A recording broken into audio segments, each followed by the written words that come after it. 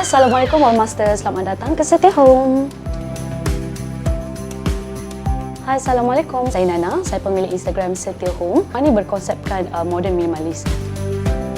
Okay, jadilah merupakan living area. So untuk ruang ni kita cuba minimalkan penggunaan barang-barang perhiasan, so dia lebih nampak kemas.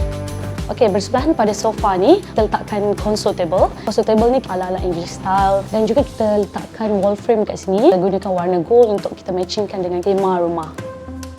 Inilah merupakan kita punya dining area. Kita memilih table 6 seater untuk sesuaikan dengan ruang yang ada. Nak nampakkan impak yang lebih luas, kita gunakan wall mirror with bamboo strip design dan kita pilihkan bronze color untuk brighten upkan kita punya ruang bila dia reflect dengan lighting.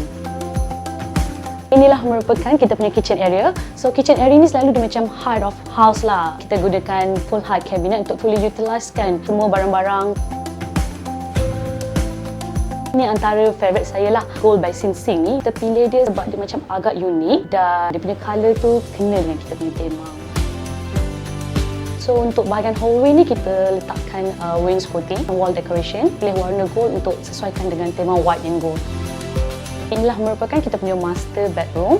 Kita pilih konsep yang minimalis. Kita cuba minimalkan penggunaan barang-barang perhiasan, lebih kepada keselesaan. So jadi bila kita balik penat, stres balik kerja, so inilah dia tempat untuk kita beristirahat.